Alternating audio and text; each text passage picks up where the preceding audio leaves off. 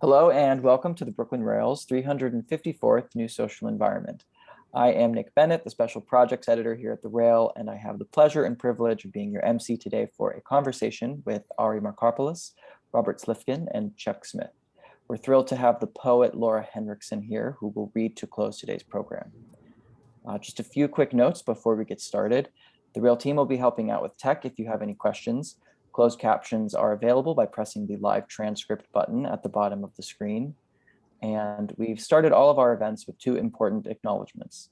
The first is that here in New York, we are on Lenape-Hoking, the unceded land and waters of the Wappinger, Canarsie, Munsee, and Lenni Lenape people of the Delaware Nation and Shinnecock Indian Nation.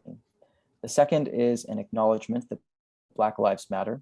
The heart of both of these acknowledgements is a commitment to the liberation of the oppressed and solidarity for all who struggle for freedom, and recognition that when it comes to liberation, our histories never unfold in isolation, as spoken by the great Angela Davis. In that spirit, I encourage you all to check out the Chat for a Living document of resources and actions that I will post in just a moment. But to introduce today's guest and co-hosts, Ari Marcopoulos is an artist, filmmaker, and photographer that has lived and worked in New York since 1980. He has been the subject of several solo exhibitions across the world, including his current exhibition, Time Motion, at Archive Project Space in Pittsfield, Massachusetts, which is on view through August 28th of 2021. And writer and scholar Robert Slifkin is an associate professor of fine art at the Institute of Fine Arts, New York University. His most recent book is The New Monuments and the End of Man, U.S. Sculpture Between War and Peace, 1945 to 1975, from Princeton University Press. And last but not least, filmmaker, TV producer, and writer Chuck Smith has produced documentaries and TV series for National Geographic, Discovery, CBS News, and many others.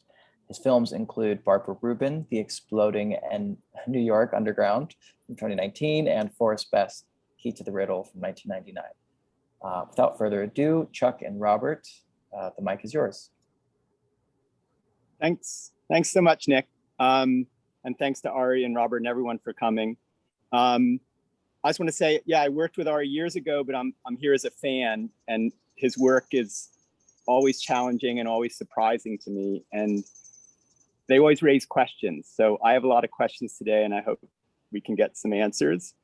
And Robert, I guess just to say that I've read the stuff you've written about Ari, it's all great. And maybe to start, just you can tell me what inspires you about Ari's work.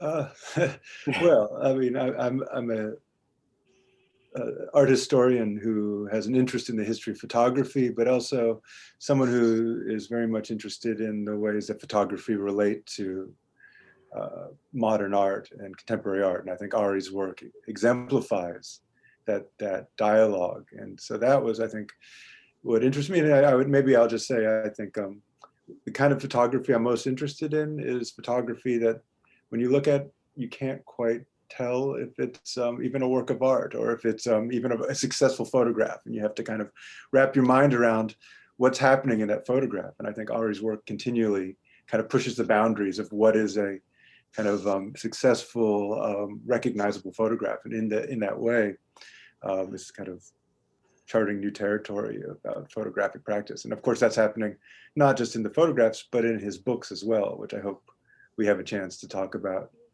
as well. But I thought, maybe the best way to kind of talk about these things is to look at some of the photographs themselves. So maybe we could kind of move to the images of the show in Pittsfield. Can someone put that up? There we go. So maybe Ari, you can just begin by talking a little bit about how this current show, came into being.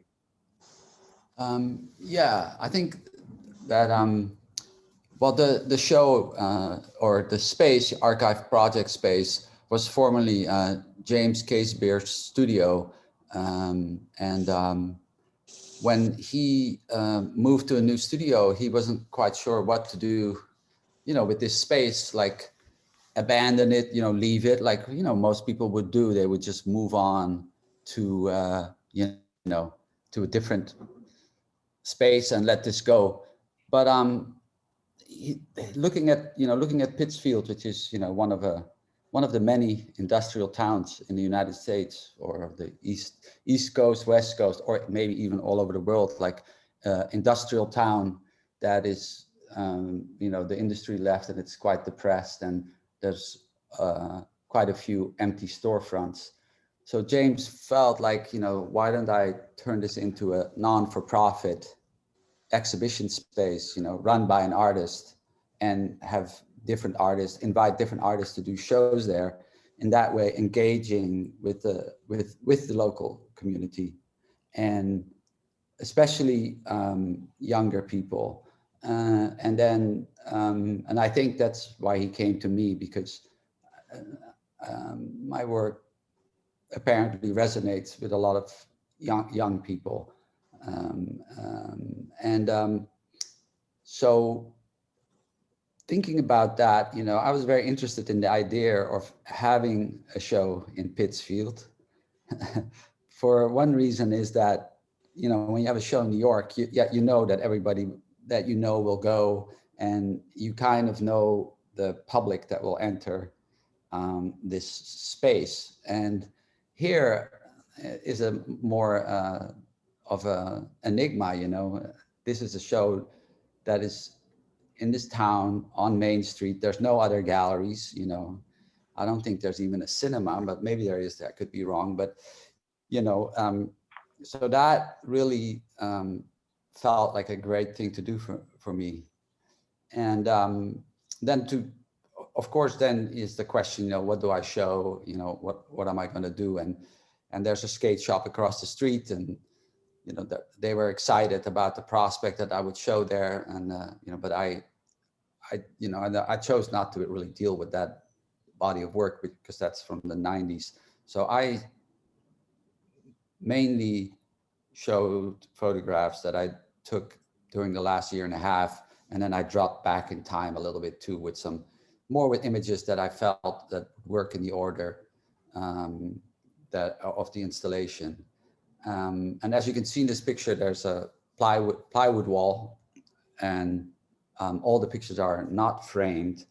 And I had to deal with this idea of adhering the images to the plywood wall, and I thought about it for a long time. And I thought, well, what if I hang a metal strip that goes all along the walls, and then I can just with magnets shuffle around the prints, and also give a feeling of like a studio space, because it's not quite how it is in my studio. My studio is smaller than this, but I hang pictures on the wall of my studio in this size. These are all 36 inches wide, and they're all printed on bond paper. It's kind of the same paper, the same thickness that you might use in your home printer to print out, whatever your itinerary for a trip.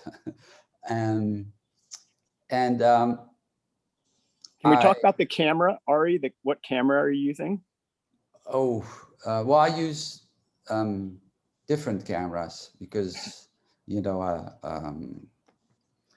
I grew up, I became interested in photography because of the camera that my dad owned. So I always kept an interest in cameras. That's kind of the more nerdy side of my existence, but these are mostly done. Some of them are done with a 35mm camera that is sort of an autofocus camera, and then it's also a medium format camera, which is like a larger negative, and most are done with film, and some are done with a digital camera. But that's kind of like saying, what hammer did you use to bang together this table? Yeah. But that's, I mean, I know people, I like talking about those things, but I think it's easier to talk about that when you find a fellow camera person. Great. Can we talk about this piece right here we're seeing? Yes, this is, these are two musicians that both live in Los Angeles. They're a couple. Maxo. He has, you know, a record out, and then Livy, she just actually has a new record out. I think her Instagram is Osun, O-S-U-N, so you can look and find her music. And I photographed them in a space that I occupied for a while here in Brooklyn, and it was a raw space with skylights. And I did a series on young musicians that are in hip hop, you know, in rap, but they are they occupy space in there that is slightly more experimental and not well, they're all getting known, but they're not like, you know, it's not like Travis Scott or whatever, the hippest rappers around. And I was introduced to them by Tebe, or also known as Earl Sweatshirt. I went to see an Earl Sweatshirt show, and afterwards we all went to Brooklyn, and we went to this place where some of these musicians performed. And so then I invited them to my studio at different times, or at this space, this is not my studio, to photograph them. And Great. There's a blind that's closed over in this picture, but behind the blind is actually open. So this is a picture that people see from the street, nice. Which I thought was important to see this tender image of a couple together. Yeah. Yeah, for me, it's great no matter if you know who they are or not. It raises questions about who they are, but I love it just the way it is. Well, yeah, it's important who they are, but it's also not important. I mean, I have photographed a lot of known people, but I also photograph my mailman. Yeah. You know, there's a slide of him sitting in his truck, and that slide is a perfect example of the range of my pictures. I don't know if my slideshow can find it right there. Not this one, not this one. There he is. Yeah. Yeah, I would like to see the installation shot with this image. Anyhow, this gentleman, he is obviously in his truck, so he's the one that sends the packages, brings the packages, and as we all know, during this period of the pandemic, you know, a lot of packages were getting delivered, and I got to know him, and I photographed him, and I actually printed out the picture and gave it to him, and he was thrilled. You know, he did not expect that. And so here we have a context of pictures, of photographs, images, which is much how I work as in my books. You know, I make a lot of books, hundreds of books, hundreds published and probably hundreds not published. And so here we have the mailman, and then in the middle there's a picture of the painter Alfred Leslie, and then to the right there's Chief Keef, the rapper from Chicago, and who's kind of obscuring his face. But for me, like you said, it's not so important to know who they are. It's interesting to note that Alfred Leslie, if you look in the shadow, his name's actually on the door, you know, it was an accidental meeting that I actually did with Rob. Rob and I walked around, and we saw that door with his name, and we saw him having a beer, and so we decided to go for a further walk, and on the way back we knocked on the door, and he actually came out, and we spoke with him, and he was quite shocked that we knew his work. But so, you know, those are some of the things that happen to you. And then you notice the date stamp, and that's one of the cameras that I use. And I've used that camera since 2007 or 2006. Rob, since you were there, oh, sorry. Yeah, go ahead. Sorry. Rob, since you were there, do you remember that day? Do you have anything do you remember Absolutely, about that? of course, yeah. You know, I think it. I'm trying to think a little bit about how these three photographs relate to the first double portrait that we saw at the beginning of the slideshow, and maybe thinking about questions of kind of intimacy, you know, at this particular moment when it's so hard. You know, intimacy at a moment of social distancing. And I think what I remember is, you know, first Ari and I came up to, we saw the sign, it said Arthur Leslie Studio on this door in the East Village. You know, we look in and there's this 94-year-old man drinking a beer on his chair in his studio. And we kind of knock on the door and he comes. And we had a long conversation outside of his studio, and then he invited us in his studio. But you know, I think it speaks to the way that I think all of Ari's photographs, and particularly the body of work that I don't think are represented in this show, but he recently produced a book of young basketball players in a youth league in Brooklyn, and that these are all portraits that are made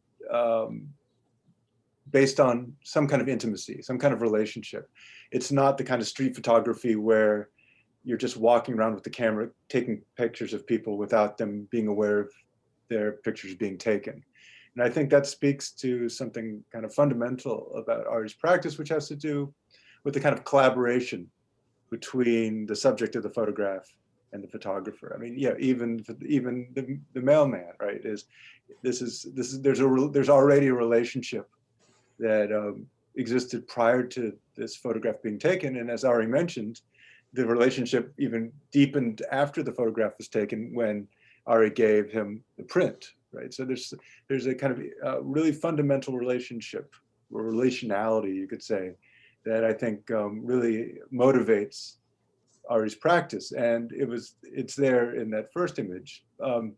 Yeah, I would also just kind of want to talk a little bit more about, you know, the hanging of these photographs and the installation. You know, there's obviously a theme of masking, of covering face, but I'd love to hear Ari speak a little bit more about the kind of decisions that go into you know, putting these three images together, which of course relates to his bookmaking practice, where you're always thinking, again, a different type of relationality. You know, we're talking about the relationship between photographer and subject, but here relationships between images themselves. So I don't know, Ari, if you want to speak a little bit about those kind of decisions. Yes, well, here in the case of this triptych, which I'll call, it's a triptych. It was never intended as a triptych, because when I was hanging the show, you know, I had 50 prints with me, and I had them also smaller on the floor so I could move quicker. And there's actually 29 photograph images in the show. And at first I just had, I think I just had the mailman and Chief Keef. And there was something about the spatial relationship that was happening where there was almost no proximity between them, because in a weird way, there's now proximity between all three of them, although that picture to the right is offset. But as you can see, the mailman is wearing gloves, and he has the mask on his chin because he's inside the truck. Albert Wesley is wearing a mask. Chief Keef, which was photographed before the pandemic, is also masking himself. But he's masking himself, you know, he's putting his hair in front of his mouth. And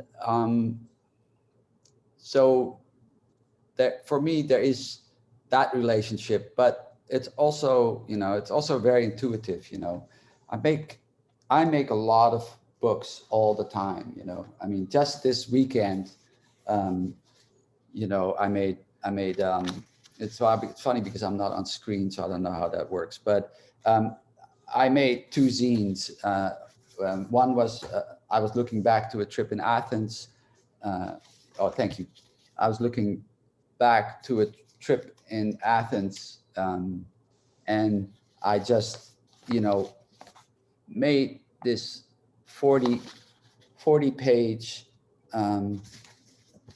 zine, you know, in Athens thinking about relationships of images. And then also, for example, Matthew Barney had a clock during the whole He Who Will Not Be Named, the last president's reign.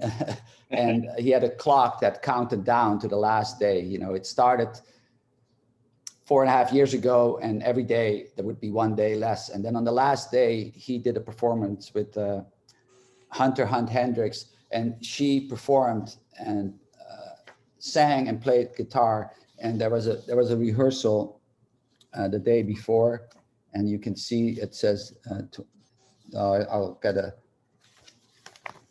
20 hours to go. And then the next day I photographed it from Roosevelt Island, and this is when the inauguration happened. It was the last day, 000 hours at 12 o'clock.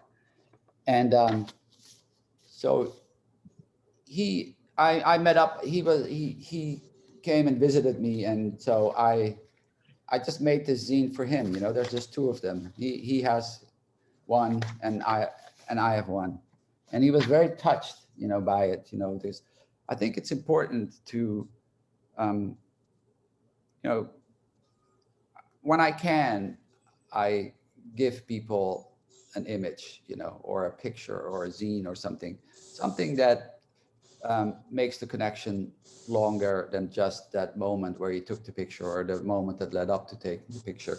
And then, I mean, I also do photograph, especially earlier in my career, I would photograph people in the street that weren't aware of being photographed, and from a relative proximity up close. Now I still photograph people that are not aware, but usually from quite a distance away, they become more, you know, elements in the photograph. Maybe we should move on to another slide so we don't get stuck on this section. Yeah, I mean, this is a great shot because it shows the way that you're including some of your books in the exhibition. So there's this table with, and maybe you could just say a little bit about, you know, I mean, we can't see the books, but why you felt it was important to include some of the books in the show. Yeah, well, this was something that, you know, James also requested that we show some books. I also made a special zine, which is the catalog for the show, which doesn't have the image of the show and it has other images in it, but it talks, it's you know, it has the title of the show. But one thing is that it is a possibility to show more images and to show my book practice. And also, since the table has 3 chairs, people can just sit down and look at a book and spend some time inside the space. And, you know, the book is in your hands. It has a certain intimacy, but even as you can see from the size of the print, as you look up, you can see all the images from that chair, you know, in a way. And so that was something, you know, that was important to me, that was represented. And the books span a period of time, you know, like there's a book from, you know, from pictures from the 80s and then all the way up till now. And it took us quite a while to put the table in the right place. It's very interesting because even though you just hang pictures on the wall, then there's a spatial relationship on where is that bench going to be, you know, how, and where's the table going to be, how you do, yeah. Ari, can we talk about the 3 on the right there, which have no people, I mean, no live people. So it's a very different triptych there. Yeah, that one is, that was on a recent trip to, well, the first 2 pictures are on a recent trip to Switzerland. And the 3rd picture was a pop-up testing center for COVID. And it was the most, as you can see, the most slapped together, slapdash place that was really, it was like, this is the one place where I'll get sick. That's how I felt. Anyhow, And then you can see from the dates, you know, the proximity is 5/20/21, 5/27/21, and 5/30/21. So they're all taken within the span of 10 days. Yeah, there's a globe in that image, and the globe's actually turned to the map of Africa. And then the middle is a rephotographed ad, you know, like this, yeah, what I guess considered an image of, you know, whatever. I don't remember what this ad was for. It looks like it was for makeup. But I believe, you know, I'm always stretching the idea of the portrait. You know, I don't think a portrait is just a photograph of a person. I think that every photograph I take is a portrait. Well, there's a way that this triptych, you have a still life, a portrait, and, you know, I don't know if you can call it landscape, but some kind of, you know, cityscape. You know, you have these three genres, and none of them are kind of doing what you expect the genre to do. And I think that speaks to what you're talking about, which is that, you know, the portraits are somewhat like landscapes, the landscapes are somewhat like portraits, the still lives are kind of like landscapes. And there's something about, I think this occurs in a lot of your work where things remain unresolved in terms of what the genre is. And I think that's really, you know, I think, you know, art has long thrived by these kind of notions that there are certain categories. And I think, you know, a lot of your work is about defying those categories. Even the idea that a photograph should be either something on the wall or in the book or something framed. You know, I think this is I mean, it makes me, you know, wonder. I mean, on one level, you could say, well, you selected these because they're all related to this trip. They're all within a 10-day period. But are there even kind of more formal criteria that you're thinking about in terms of just color, light, or even those questions of genre?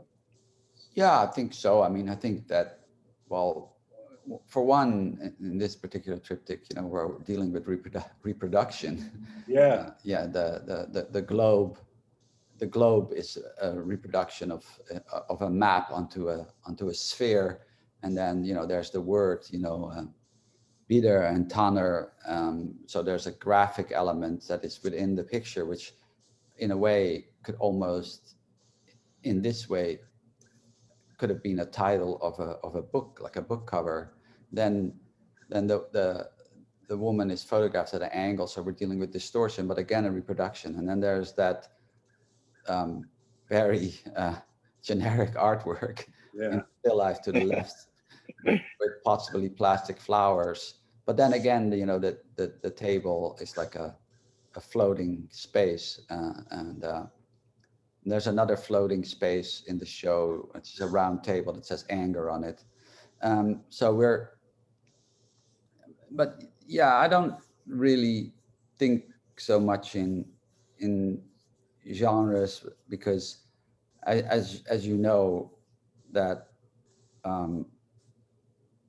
I try not to have predetermined rules about composition or light or any of those things. You know, that I think I'm experienced enough, or I have taken enough, you know, I'm experienced enough with the machinery that makes these images that I can be quite intuitive on how I get these photographs. And also these are single pictures, you know, these are not the result of, I didn't take 10 photographs of any of this stuff. I only took one picture and I move along.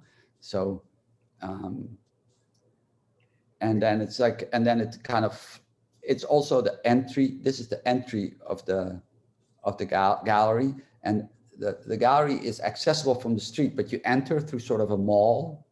And I kind of felt like as an entry to these images, it kind of has the quality of like advertising or a mall. You know, it was almost like a continuous, mysterious way of entering the show. And then if we can go to the next wall that is next to it with the 4 images, maybe just a close-up of it. There. Now, I mean, of course, I have nothing to say about this because I Wow. think Yeah. it already says what I want to say. Yeah. I think you do a lot of these things naturally. Someone just asked a question about intuition, and I think it's a perfect example of how just things fall together into place. And I don't know how much you pre-think these things, but this is wonderful, these four together. Yeah, so here we're, of course, so these things happen on the spot, right? The installation. Now, of course, I chose images to print and to bring over. And then how this came together for me was, first of all, there are two artists that I deeply admire. And I noticed that their hand gestures. And then I separated them in a way with these abstractions.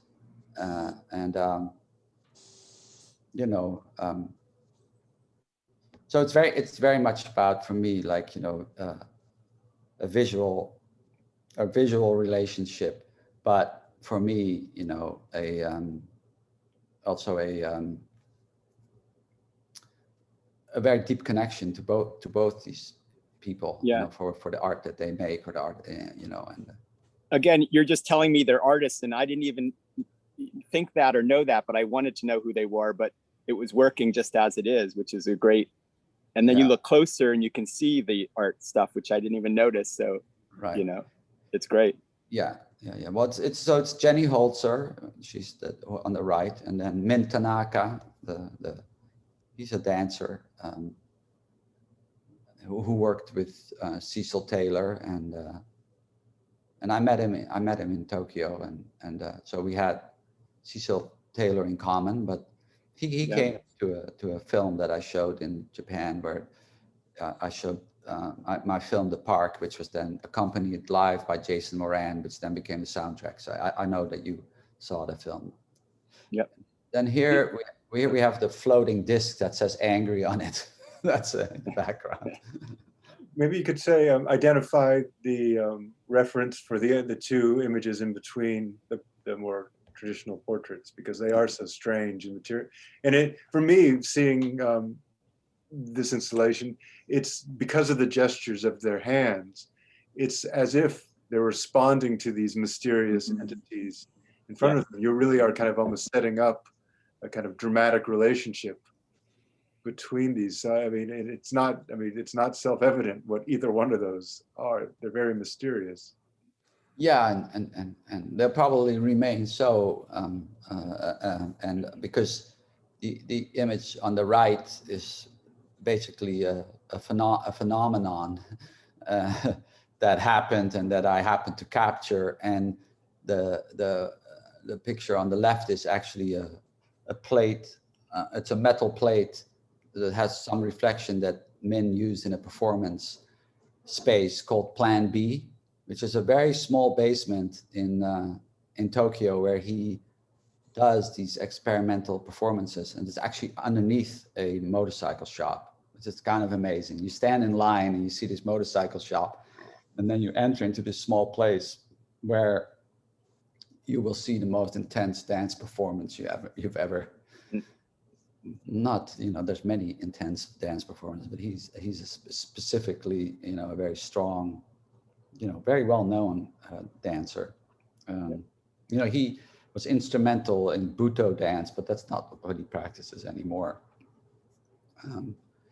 So yeah, and also when you veer off to the right, there's also that round disc again. There's so. Which talks to the blue one a little bit. In a way, yeah, it probably does. Yeah. It had no place at first, but then I found it. Yeah, sorry. No, I'm just saying, and those two are very simple photos that I would think for you. They're more minimal than I've seen, which is very interesting. Yeah, but it's been a long part of my practice. Maybe it's just coming out more now, and I think that the image of the white disc in the back, the gray disc in the back, somebody it says in graffiti angry on it, and somebody who was at the opening asked me, what this picture meant, and I basically said, what does it mean to you? Because it's not so important, really. I mean, I of course love talking about my work, and I love sharing my work, because otherwise I wouldn't have an exhibition. Otherwise I wouldn't make books, because I do think that, one can work as a hermit, as an artist, of course, but the completion of the work is really the viewer. And it also, I think, points to a significant part of your practice, which is your interest in graffiti and street art. That the angry is not just someone writing angry; it's an act of graffiti. And this is something I've written about in relation to your work, though, the fact that graffiti has a sort of relationship to photography, in the sense that it's this kind of mark in time, and that it is this thing that someone comes and kind of takes this picture, or kind of marks the space, and then the person's gone, right? You have a kind of moment in time where there was someone who created something, and that person's no longer there, but the document still persists, which is very much like a photograph. So there's an interesting affinity between photography and graffiti that I think your work engaged with, but it's much more general. I think it goes back to the idea of relationality, that you're collaborating with these other people, right? That you're in some ways collaborating with the person who wrote angry that you don't even know, right? There's a kind of, you saw something and you turned someone's art into your own art. Yes. And I mean, of course, the other thing to say about that is even acknowledging the artistry of street art and graffiti is something I think that is central to your work and has been.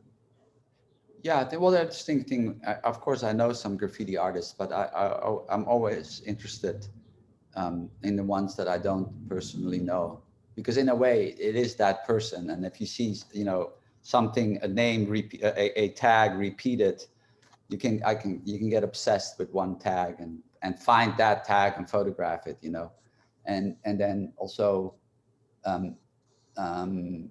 like graffiti artists.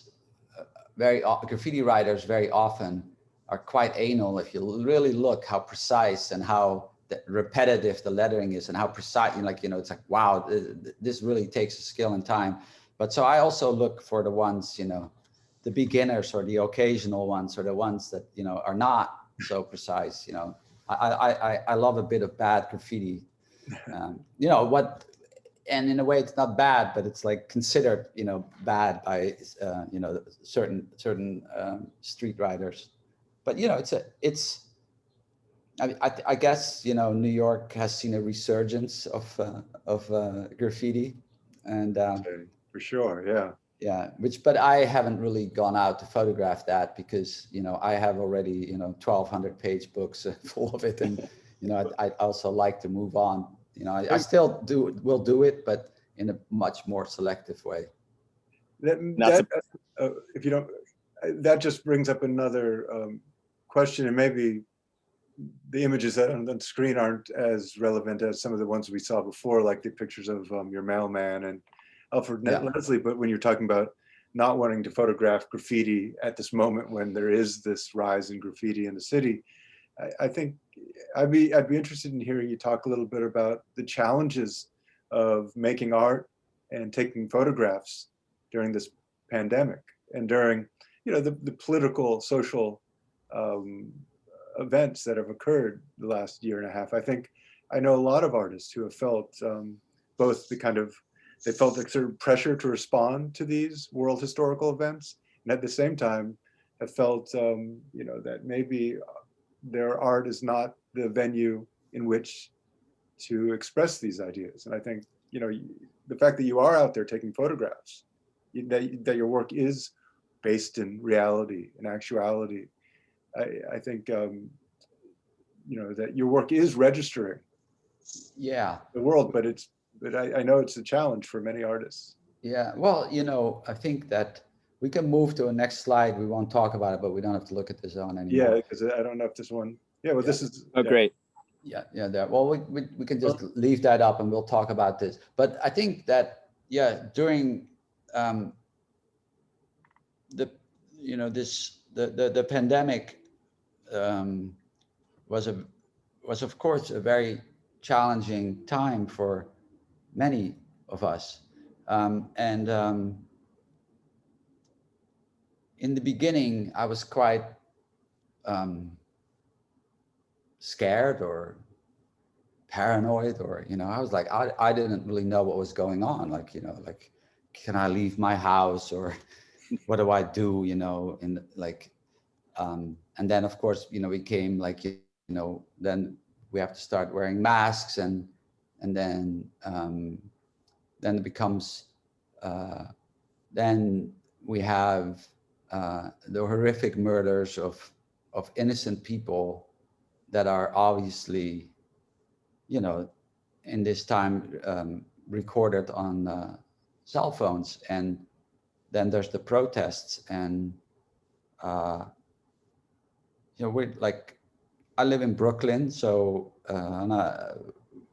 so there was, you know, a lot of the protests would either pass by the house or they would be close to here, and I joined some of the protests, but I didn't take photographs at the protests. Maybe I took a few. I had a camera, but I didn't really take pictures of the protests.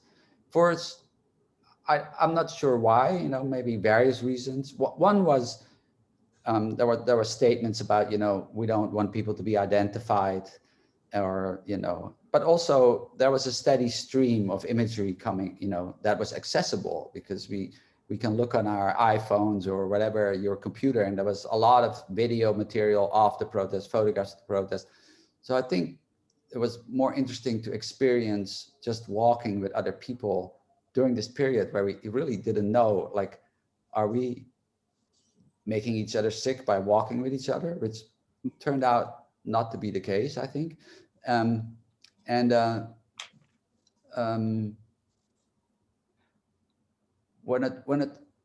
Right in the beginning, I took a whole lot of Polaroids, and I actually don't know where they are, but they were mostly indoors in the house or in my backyard.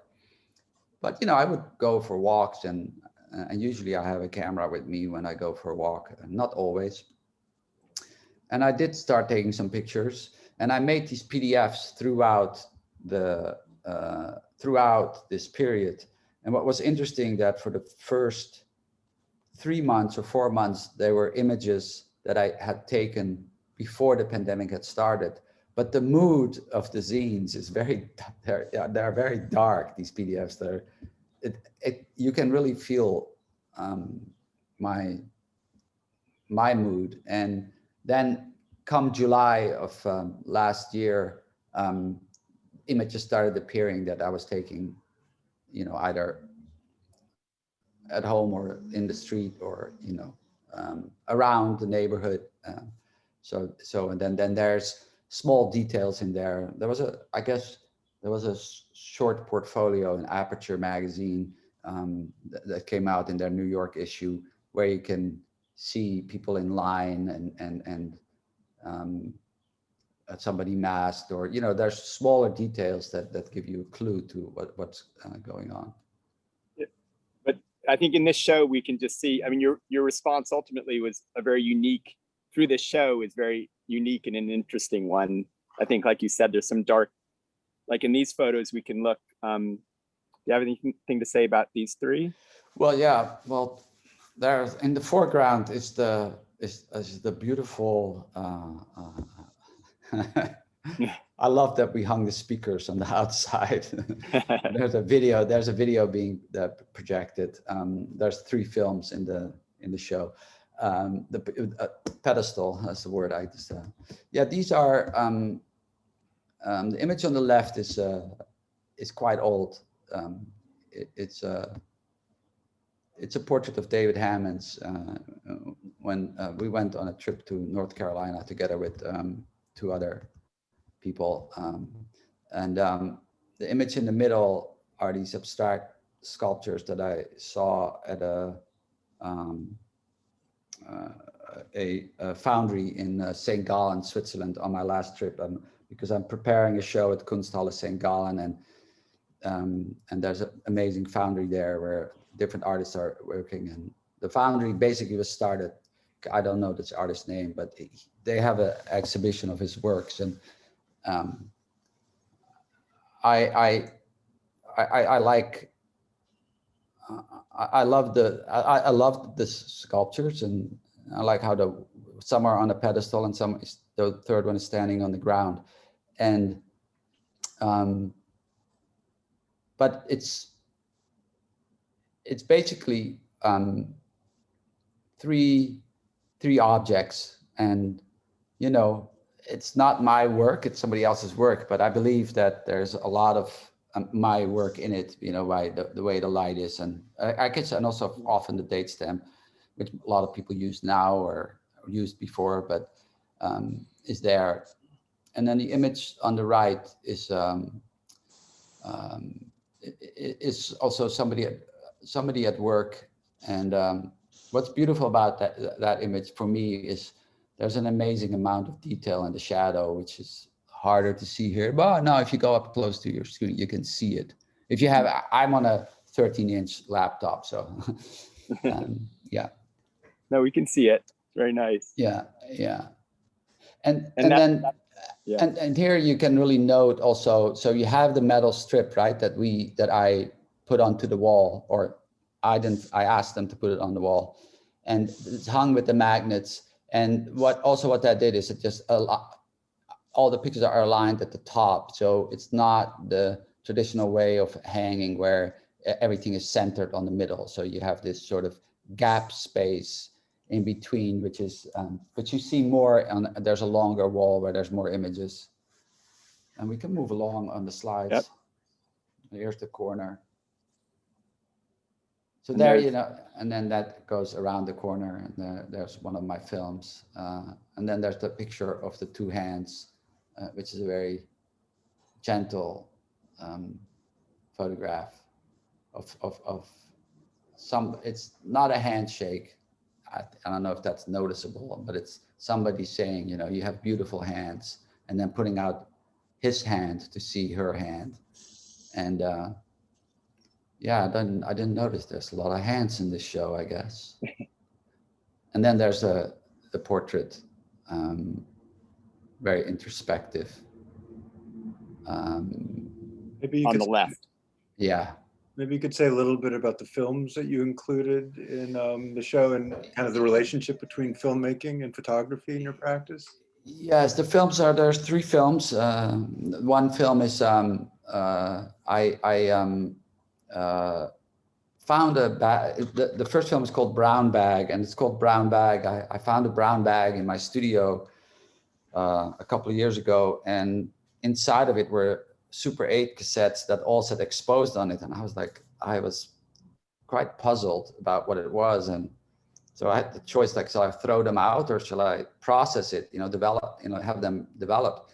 And I figured, well, I should have them developed. I was just thinking, because it was going to cost a lot of money to do it, to digitize it and develop it. And I also wasn't sure how old it was. And then it turned out to be footage from 1994. So it sat in my studio for almost 30 years. And it actually then was processed. And it turned out that it was mostly footage of skateboarding in the mid-90s in New York, and a short clip of Beck's first concert in New York without sound. But I thought that was kind of an interesting thing. And I remember I went to the Beck concert because I thought that I wanted to make a documentary about him, but that never panned out. I kind of saw him as the new Bob Dylan back then. I don't know how I think about him now, but you know, right then that's what I thought. Like, oh, here's this guy, plays guitar, you know, he's just singing, and I filmed it, you know, without sound because there's a Super 8 camera. So that's that film. It's black and white Super 8. It's 8 minutes long, and it was recently acquired by the Museum of Modern Art in Paris, which is a nice And then there's a video called Canal, which is it's basically a music video, but it was not made as a music video. The recording is live in the studio of a group called Rat King, and so it's not a lip sync video, but it was really done around the same time I did another video, and these were the outtakes, and I used this song Canal, and I kind of experiment in it with very rapid editing, you know, like one frame, going from one frame to another frame, and then it ends. This is an image. This is called Cordova's Peak. This is a mountain outside of Valdez, Alaska, and a friend of mine, Tom Bird, he did the first descent of this peak, and this is the footage was shot by a friend of mine named Mike Hatchett, and usually these videos are shown to the soundtrack of Metallica or something like that. But in this case, I have a sound recording of what is actually going on, communicating between the snowboarder and the filmer, and also the elements of danger that are involved. You can hear that in their communication. And then there's snow falling, and you can hear the snow moving. So that's those are the two films. It's a good time to mention Ari Marcopoulos.tv, where you guys, anyone can see some great films from Ari's career. And I love the way it works on your phone or whatever. It's very unique the way you're doing it. And I saw some skaters there, some of the films. I don't know if it's the one you mentioned, but yeah, it's a shorter version of the one with a different soundtrack. Yeah, but it's a great, thanks for doing that, Ari Marcopoulos.tv. And then actually, just to finish that thought, the relationship between when you do films and how do you choose, do you take time off from photography or? Quite often I do have to concentrate on one thing, but I usually take pictures when I'm filming along, you know, I'll take a few images. Depending on the intensity of the project, if it, you know, I might just be filming, but I don't really take time off from photography or filmmaking. You know, filmmaking, I guess, is a little bit more deliberate. You know, for me, it's also more difficult. Even though I've made a lot of films, and I just digitized 260 hours of old videotapes that I started going through. And wow. I was like, I need an editor. I need a friend. And so, yeah, but it is. I do feel, you know, it is that when I make the zines or the books, they're very cinematic in a way. You know, they're about to, because you flip through the pages, so you know, it's like a film. You know, you move, and you can move from close or wide. Or the book that Rob mentioned earlier, the Conrad McRae Youth League, is a very good example. It's by Roma Publications. It's a tournament, a youth basketball summer tournament in Brooklyn that I went to for 6 summers in a row, and just whenever I had time. I didn't go every day. It's my view of the tournament, but it has a lot of portraits, but then it has some pictures of people hanging about, and then it has pictures of the playing action shots, but not like sports pictures, more wide angle, more chaotic. And so the book is 825 pages on very thin paper, and you can really flip through it, but it has, you know, more than 1,000 images in it. So my partner in life always says to me, you're not an editor, you're an additor, ADDITOR. So there you go. We can move to the next slide. So here you see that example of the space, the bottom space, and then this wall is longer, and then of course the image in the middle is quintessential Brooklyn, Myrtle Ave, and I have another picture that's also on Myrtle Ave, which is this is a 4-wheeler ATV, and it's on a 2-wheel dirt bike, and it's a few blocks further the other way, and it's not in this show, but and this picture I take just when I'm walking down the street. I hear the sound of the motorcycle, and I just set up because I know. Sometimes I even signal. I show the person on the motorcycle that I am there with I hold my camera up so they see that I have it, and usually they'll respond by popping a wheelie. And when I looked at this picture closely, I realized that it was the same guy I had photographed 2 years previously on another corner. And he got in touch with me through Instagram because I stopped him one time in the street and I sent him the picture. He made a t-shirt out of it and everything. So, there's like that, and it's interesting. So I have a minimal communication with him, but he's definitely appreciative of, the fact that this happened on the fly. And the other two, Ari, is that Charlotte Rampling, and then I think that's Cara on the right. Can you tell us about that? Is that right? No, that's this is on the right is Kara Walker, the artist, and on the left is a photograph that I rephotographed in the airport lounge. Hence, you see the flash right next to her, which is the flash is the source of light. The pilot, okay. Yeah, it's a she, I think, and it's a pilot, and she's a captain, and I think. My father was a pilot, but I'm pretty obsessed with airplanes, and I like the idea of I knew there would be a reflection of the flash where it would come. You never really know, you kind of know, but it does talk about the source. Light is the source of photography.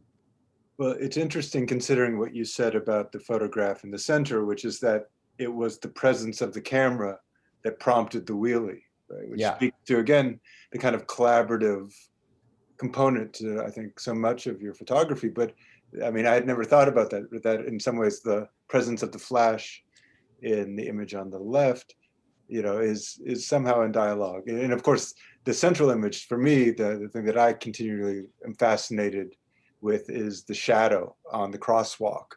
Mm-hmm. Kind of strange juxtaposition of this kind of silhouetted form against these stripes.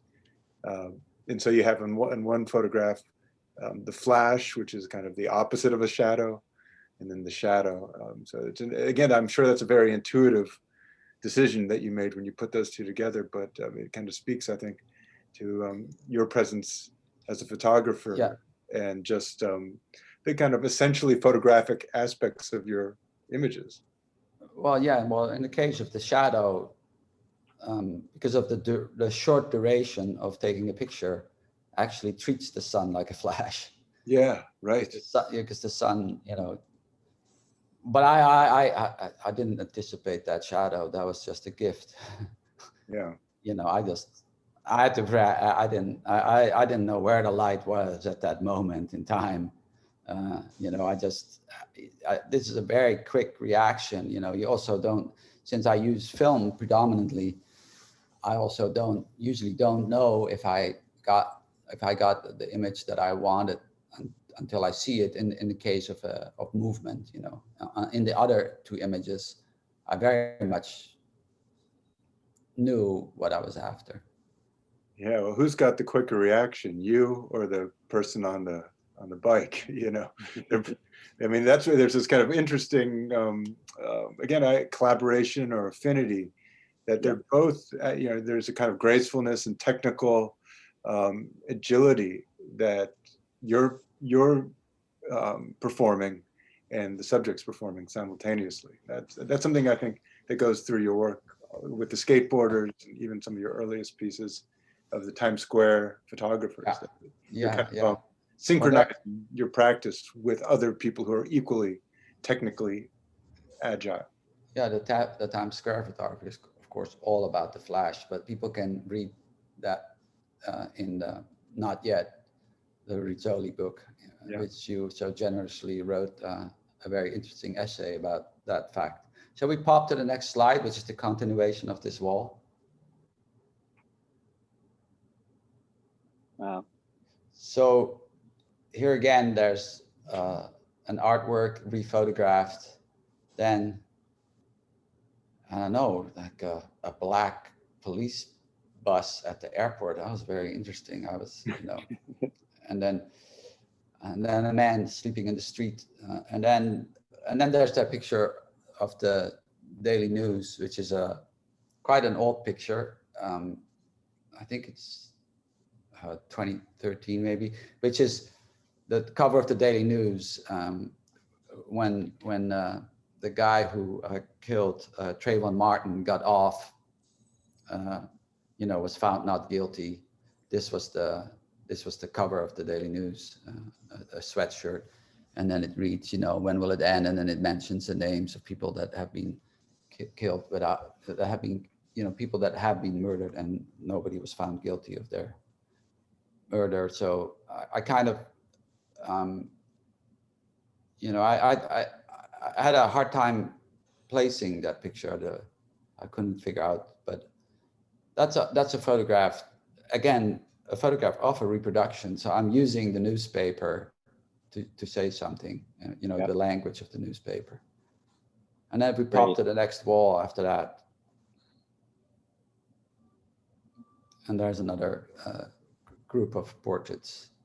Wow. Ari, I recognize that image of the woman in the forest from another show you had. Yeah. I love that image.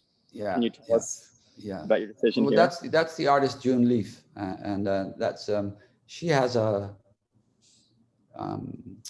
you know, her partner passed, but they had a house in Nova Scotia, and yeah, that day I helped her go up the hill to check something on the water supply, and I went up further to photograph something, and you know, she's going to turn 92 this week, but so she held on to my sweatshirt, and we went through very thick growth to get up there. So she's resting there.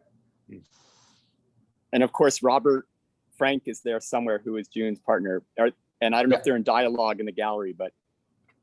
No, well, there's a portrait of Robert in the show, but you know, they're not, you know, they're, the picture of Robert is in New York. And then on the right is Pink Sifu. He's an amazing, very amazing musician. Pink, and then Siifu. I highly recommend his music to people that are listening. And then there's a daughter of a friend of mine, and then the third picture is a young woman that's playing basketball in the park, and after practice, and this was in the colder months of the year, and I don't know her personally, but I know some of the girls and the parents that practice in that park. So I go over there, and yeah, I stay connected to basketball one way or the other. I used to play in high school, and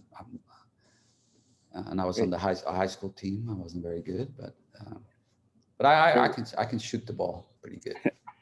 Okay, I think we're getting ready for a question and answer period. Okay. I think we got through everything. But someone also mentioned, and since that was another musician, the question of like musicality in your work, and that you do photograph musicians a lot. You know, the videos with Rat King, and do you have anything to say about music's relation to your work, and anything about that? Yeah, well, you know, I guess,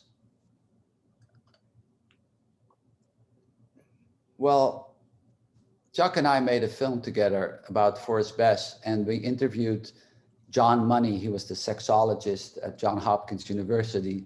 And he said about sex, sex permeates everyone's life, if you want it or not. So I think that I can say that about music. And I think that for a lot of, music has been important my whole life, I mean, I remember the radio being on at home, I grew up in the Netherlands, and so there was like a lot of pop music, whatever, and rock, and then jazz, and then I got very into free jazz, and still I'm very much into free jazz. When I came to New York in 1980, the first thing I noticed was rap, hip hop, and I found radio stations like WHBI. They had a rap show. I think the first time I put it on, there was DJ Africa Islam was playing. They had just come back from Japan, and I was fascinated by that. And yeah, well, there's a rhythm, and there's the element of improvisation, and then there's definitely a rhythm. There's a rhythm to the pages, and then yeah, I've worked with many. Yeah, I've worked with many musicians. I put out a record this year, not mine, but for the dancer Nora Chippemeyer, who did a piece called #Punk. And so, to help, she was a performer. She was not making any money during the pandemic. So I put out a limited edition record for her. And yeah, I listen to music pretty much every day. I collect records. But I'll leave it up to people to think what, if they think my work is musical or not. Great, thanks. So before we open it up, Rob, do you want to say anything lastly about the show, and then we'll just go for questions? I think I'd rather just go to questions. I think okay. We've said enough. And everyone should go up to Pittsfield and see it. That's what I'll say. Yeah, I think, if you have the opportunity, that's it's worth it. The town is even worth it to see, the main street, and yeah, and it's near Mass Mocha. There's other things you can do on the tour, and it's a great stop for sure. Yeah, cool. Okay, Nick, let's see. Yeah, I'll post it in the chat again, but I recommend everyone go visit the show, and I'll put the link in the chat so you can get all the information. I want to thank all three of you. Thank you, Ari. Thank you, Chuck and Robert, for this conversation today. We are gonna go over to Q&A. First, I'm gonna pass the mic over to GE. GE, you had sort of two questions, so I'll kind of leave it up to you what you would like to ask, but you should be able to turn your mic on now. Yeah, thank you so much. Yeah, I think we were talking about intuition earlier, so that's probably been covered. I really enjoyed this. Was wondering, you talked about Cecil Taylor a little bit, and I can't help thinking, looking at the work, it sort of almost follows some of his patterns of composition and playing and stuff. Project units, this kind of thing, and the rhythms and everything. Do you listen much to him, and is that much of a resonance?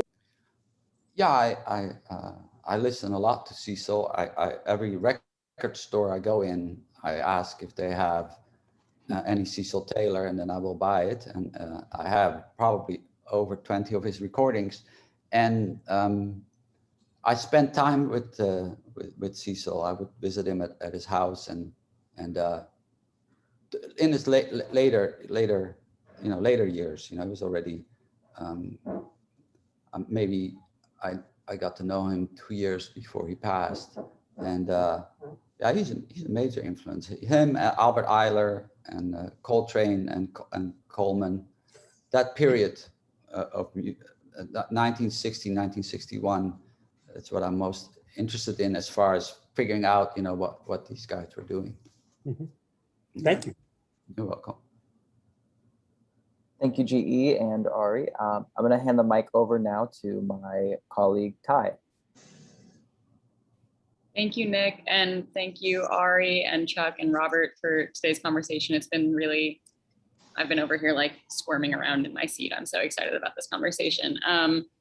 I was the one who asked about the role of musicality in your work and in your practice, and I really resonate with what you were saying about music permeating everything. I don't think I could ever separate music versus any other part of my life. And I'm wondering, you said that there's a rhythm to the pages, and I'm wondering if you could pinpoint any way that that rhythm has evolved or did evolve with your interest in different kinds of music, right? Because you were talking about being really interested in free jazz when you were living in the Netherlands and then moving here and working with rappers and things like that. And I'm wondering how that rhythm changed over time.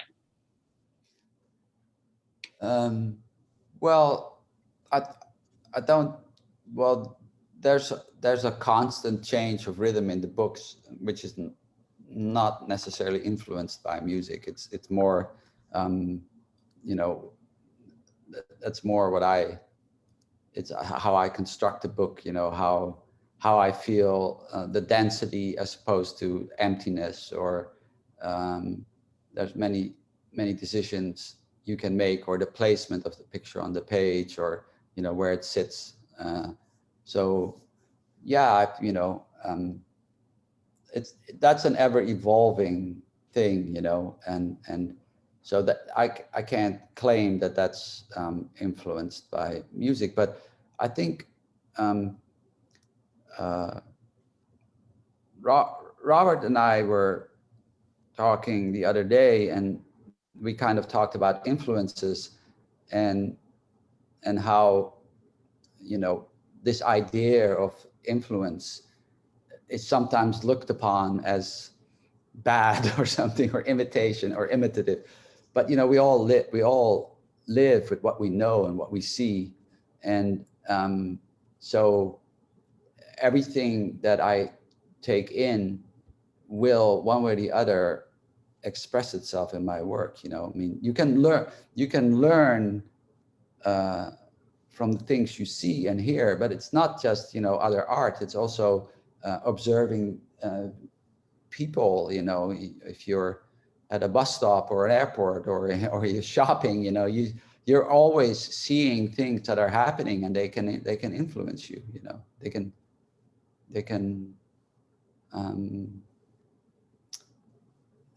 can form what you're doing and what you're thinking about. And working in images is, of course, now, you know, I spent almost an hour talking, but, you know, most of the time I'm, of course, expressing myself in images. So that's the language I feel most versed in. Thank you so much. And there's a quick question about a synthesizer, Ari. Did you get a synthesizer recently? Yeah, I have a synthesizer. I have a couple of them, and yeah. Have you been playing a little bit? Yeah, I play quite a lot. Yeah. There's some, I think there's some IGTV recordings on Instagram of me improvising on my synthesizer. Yeah, and so that's something, you know, that happened, I guess, also in the last year and a half, and there's a great freedom in working on that, since I'm not a musician or don't play music, but I do. I am able to create some kind of, you know, music or noise. No, I'll call it noise, because I'm very much into noise too. So yeah, my synthesizer is sitting over there on the coffee table. And I think what you just said about the freedom to do whatever because you're not, quote, a musician is very great. And I think earlier on in your career, though, there's a little bit of that in your photography. I mean, you always had that freedom, to me, that you weren't worried about what it looks like or what, you know, I'm a photographer. And I think that's what's really lasted your whole life and still informs everything you do. And I really appreciate that.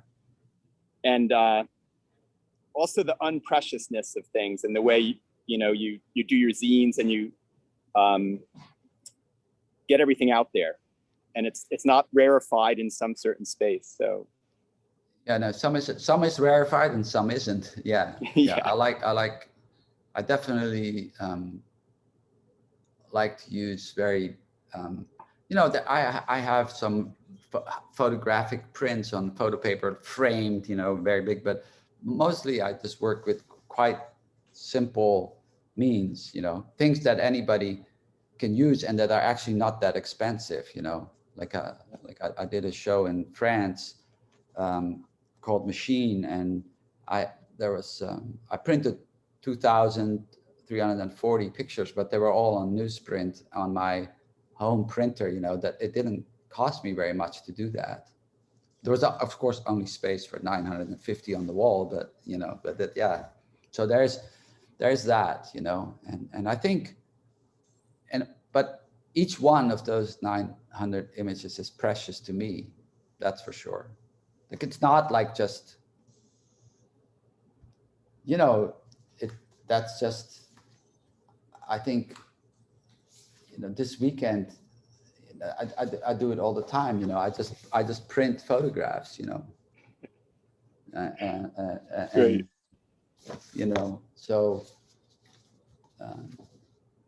I think that's an aspect of, if I can jump in, that's an aspect of your practice that's so, I think, true to photography, that a lot of photography that's shown in the art world doesn't adhere to, which is that, you know, there are these pictures that we have on our phones that we feel very strongly about because they're people we love or memories that we have.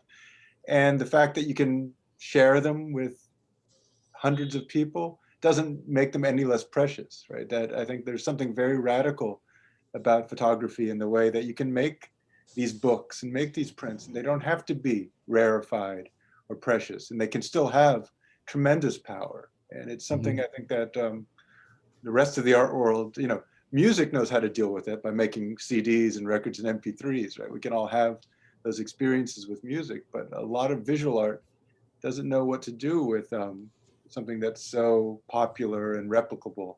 But your work, I think, embraces that aspect of photography and the image more generally. Well, I think probably Laura is waiting to read her poem. And we're waiting to hear her. Yes, yes. I want to thank you, Kara Walker in the audience who asked the question about the synthesizer.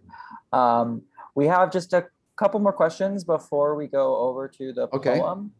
Yeah.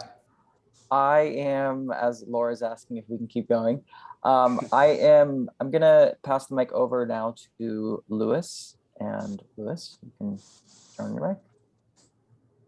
Hi, Ari. Thanks so much. And thanks, Chuck and Robert. I was wondering, Ari, if there's a way that you would like to see your work curated in the future, if there's a dream venue or other people you'd like to see the work in conversation with, if you had any thoughts about that. Wow, that's a very specific question for someone that is not very specific. I have a show coming up next year at the Kunsthalle St. Gallen, and the curator or the director there is Giovanni Carmine, and he's done really amazing exhibitions, and he's a very smart guy, and he's very you know, involved in what I do in a way that he's very much into it. So that is that's how I like to think about, you know, my work being around, and I also feel that of course I know that this exhibition is happening in May of 2022, but for example, the show in Pittsfield, to get back to that, was not planned very far ahead. It was James just asked me if I could do a show there sometime, and I said yes, and then you know, I didn't really think about it after that, and then he asked for July, and he can we do it July 4th? And I said, well, I can't do it July 4th, but I can do it on the 11th, but that turned out to be a Sunday, so July 10th. And so it kind of came about spontaneously, and it just felt like the time was right to do this, and I think that's the best, that is the ideal way of doing shows. Now the art world is of course not constructed like that. You know, everything is planned. You know, shows at museums are planned years ahead, and there's almost no room for spontaneity. And although, as we can see in the last year and a half, many museums have changed their programs in response to what has happened in the last year and a half. But so I think that I mainly, I don't have any particular museum or curator that I have a dream to work with. No, I mean, there's many, I know there's many curators I like, you know, many, and some of them I know and some of them I don't know. And, but I'll leave it up to them, not to me, you know. I'm happy to just make my zines and my books and do this show, the show that's up now, and do the show next year at Singalan, and then, you know, and then we'll see whatever else comes, you know, whatever else happens. You know, I did again, we go back to Conrad McRae, you know, I did I don't know what year we did that, but that's not really so important. I printed 300 portraits of all the, on 8.5 by 11 of all the portraits that I took during that year. And then on the last year of the tournament, my partner and I both hung all those pictures on a chain link fence, and kids were able to take the picture off the fence and take it with them. So that was my favorite, one of my favorite exhibitions that I've done, and it was in this space that, you know, people were very surprised and shocked at, like, they couldn't figure out why or what, you know, what is this, you know, and then the fact that they could take the photograph was even more surprising. To most kids that saw their picture took a picture of it with their phone and then stuck their phone in their pocket. And then when they were made aware that they could take the print, that they had a very strange relationship to the print. Like, what am I going to do with that? I'll give it to your mom, or hang it on the wall, or give it to your girlfriend, boyfriend, whatever, boyfriend, whatever that. And so, yeah, so well, let's hope there's more of those types of shows. That's a great way to do it. And the spontaneity of all that is what makes it great. And thanks again to James Casebeer, who's also an artist, for the space again, for jumping on the spontaneity of this moment and creating a great show. Absolutely. Yes, I want to pass the mic over now for our final question to the Rail's own Phong H. Bui. So Phong, you can turn on your mic now. Thank you, Ari. Thank you, Robert. Ari is I love your work. Huge fan for a long time, and I love that show that Alana Heiss did at PS1 in 2005. Mm-hmm. Spoke with Alana just before I came on and be the sort of, you know, curatorial advisor, and have such a great time working with her.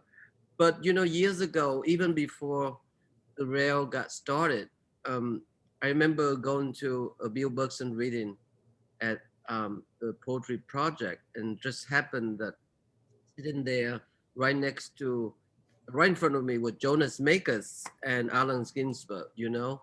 Mm-hmm. I say to them both, my generation don't have the impulse to recreate the counterculture.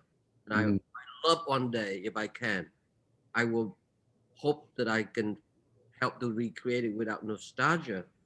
And Ginsberg and Jonas look back and say, "We're not counterculture, Phong. We are culture." Mm-hmm. So that's what the huge lesson I learned. My point is that I always admire your ability so elusively, treating everything as equally worth of the time, your time, in every aspect of it. with hip hop culture, with the Beastie Boys or Fat Boys or Public Enemy, or even with Marty Barney and Marcus Samuelson. I don't know. It go on. The last time I saw you was at Village Vanguard when you and Carol was there, and I was with John Jonas. Yeah, John. Yeah. Yeah, but I didn't say hello. We were there to enjoy, Jason Moran's performance. What's my question? My question is this: you mentioned John Money, and I love that memory because I remember that too, when he says sex permeates every aspect of our lives. That was a remarkable film. Key to the Riddle, Forrest Bess. I mean, that was made with Chuck here. Share this common admiration for the late art historian, Maya Shapiro. Maya and Lillian happened to be in there just, before Maya passed away. So that was remarkable. And I don't know how you and Chuck managed to get Willem Dafoe to narrate the whole thing. How did you guys do that? Well, I know Willem, and I asked him if he would do it, and I offered him $1,000. He said, "You don't have to." That's all we had. Okay. And he said, "You don't have to pay me. Just let me know when to do it." And he asked for some sound bites of the people we interviewed in Texas. So he kind of did his interpretation of an accent, and he came to. We recorded it in Midtown in a very old school sound studio. So that's how we got him to do it. It was just a friend doing us a favor. Yeah. Well, Yeah. I mean, it's important film, I must say, Ari. Chuck. Fong, I'll say one thing about that I remember very well. When we were filming Meyer, I should go back and look, because you let the camera roll and he was just sitting there for the longest time and not saying anything. And I talk all the time, so I kept wanting to ask questions, but Ari was just like, I just want to film him for a minute. And it was, we should go back and look at that, but it's about 3 or 4 minutes which is a long time, of just Meyer sitting there looking through a book. Yeah. And it was a wonderful moment that only Ari would sit and capture that in natural light. So that's it. It's a great memory I have of Meyer just sitting there like that. Yeah, I remember that. I'm into filming things statically for long periods of time. Right. Yes. Right. Oh, that's beautiful. Well, I just love the film so much, just because you managed to put John Money in there in the same breath that you managed to get Robert Thurman, to come and talk about the Buddhist aspects of Bess, which is incredibly, it's mind-blowing to know that there's such interpretation, from that very perspective. I met him through the Beastie Boys, Thurman. Yo, is that a Brooklyn Rail t-shirt? Yes, it is. Well, we have my face on it. Would you believe it? Yeah. So you got to give me one. You got to give me one of those. I will, Ari. So by the way, and then when are you gonna make my drawing? Soon. What's up with that? What are you waiting for? Do it. I can't wait. No, we'll do it. Thank you, Ari. Thank you. Thank you, Ari. Thanks. Thank you, Robert. Thanks, Fong. Thank you, everyone. Well, as promised, we will now enjoy some poetry. At the Rail, we have a tradition of ending our events with a reading, and I'm thrilled to welcome our Poet Laureate of the day, Laura Henrikson, to the stage. Poet Laura Henrikson is the author of several chapbooks, including Agatha, Canadian Girlfriends, and October Poems. Her writing can be found in LitHub, here in the Brooklyn Rail, among many other places, and she lives in Lenape-Hoking, Sunset Park, and is the Director of Learning and Community Engagement at the Poetry Project. So Laura, the floor is yours. Hi, thank you so much, Nick. Thank you so much, Ari and Rob and Chuck. That was truly such a pleasure and so illuminating. And thank you so much to everyone at the Brooklyn Rail. I look forward to these events so much. I'm really honored to participate today.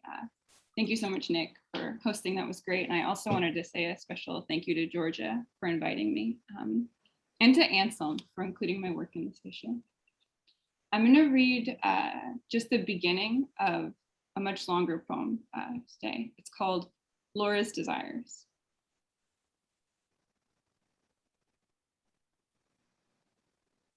The premise of Betty Gordon's 1983 film Variety is economic.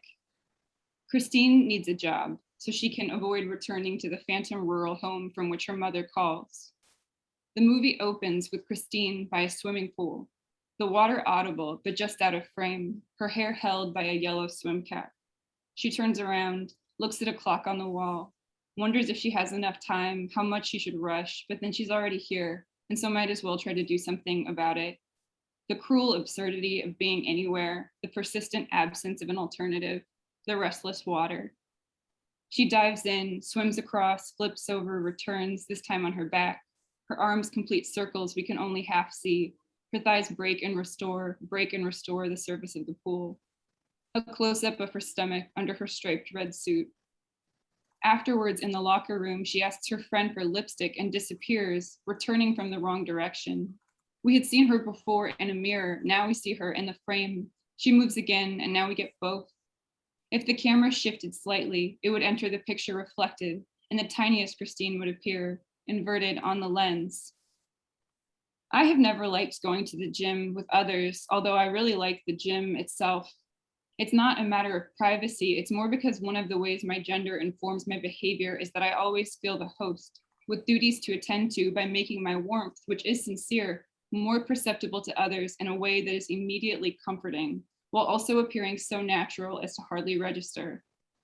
It's sometimes fun and other times exhausting, and so a lot of what I do, I need to do alone or with someone who I know wants nothing from me. But Christine and her friend do want something from each other. They want not to be alone in the brutal early evening, and also Christine needs a job. Her friend, Nan, played by Nan Golden, is trying to help her in this pursuit, the trap of labor, the threat of return. Christine wants to be a writer, but she needs money. Nan gets Christine a job at Variety Photoplays, a Times Square porn theater, where she sits in the window box between lobby and street selling tickets for $2. Variety Photoplays was a real place, but not actually in Times Square. The real Variety was down on 3rd Avenue between 13th and 14th Streets, right around the corner from where I work now. The theater isn't there anymore, though at first I read the address wrong and thought of another theater I have loved a block further south, where I've stolen blue slushies after spending afternoons beneath well-funded disasters. I'd look out the tall windows of the vacant second floor lobby, not yet ready to leave, thinking about people and what people might think about me. Snow falling on parked cars, trash bags tripping aimless pedestrians.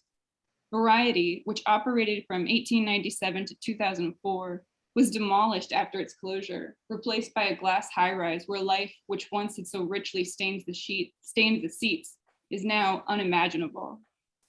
In 1984, a year after Gordon's Variety debuted, a writer for Bright Lights Film Journal described visiting the theater and finding the film playing upside down, which no one in the audience appeared to mind, searching and stirring around in the dark from their seats to the lobby to the bathroom, which was located at the front of the theater behind the screen. Upside down, the movie rolled on, flesh-filled and weightless. The journalist said the walls were nothing special, but the ceiling was covered in a beautifully patterned tin that had somehow lasted all the years, glittering teeth in the dark. He said it was a time capsule. If movies are in any way attempts to freeze moments, transforming events into repeatable, rearrangeable units, then shouldn't their palaces also take part in this pursuit? All such effort is doomed. I wonder what kind of candy the workers sold at porn theaters to make the day sweeter, already as good as night. In Variety the movie, there is a soda fountain, but no candy I can recall. Once in youth, a boy poured Diet Coke over his cock so it would be sweeter when I sucked it. I was touched by the gesture, if also a bit concerned, as Coke can be pretty corrosive, but it wasn't there for long.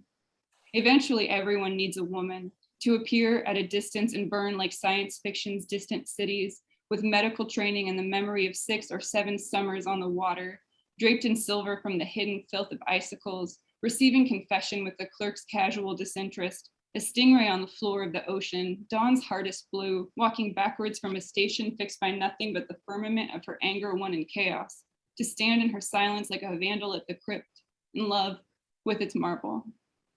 I will stop there. Thank you so much. Thank you, Laura.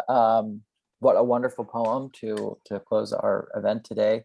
And I will again share that you can read Laura's poems in the current issue of The Rail in our July-August issue. So there's a link in the chat, and if you are able to get a copy, please do that and read the whole poem. I want to thank everyone for joining today. Thank you, Laura. Thank you, Ari, Chuck, Robert. It's been a pleasure. We are here every day at 1 p.m. You can join us tomorrow at 1 p.m. for a conversation with Blaine de St. Croix, Martha Schwendener, and Patrick McGonigal. We'll conclude with a poetry reading from the Rail's very own Fong H. Bui. And you can all now turn on your mics to say hello or goodbye, and have a great Monday, everyone. See you. Thanks. Yeah, thanks everybody. Thank you. Thanks, Ari. Thank you. Thanks, Chuck. Thank you so much. Thanks. Thanks, Ari. Thanks, Thank you, Robert. Ari. Chuck. That was Thanks, great. Thank you, James. Ari, for Chuck. You're welcome. Thank you, everybody. Robert. Thank you, Laura. Thank you, Beautiful Ari. talk. Thank you. Thank you, Fong. And Laura. Hey, James. Thank you so Okay. much. Good Good. to see you. Make sure that everyone go see the show. Okay, we're gonna post that also. So Okay. again, thank Fantastic. you with much love and courage, and we'll talk super soon, you guys. Ciao.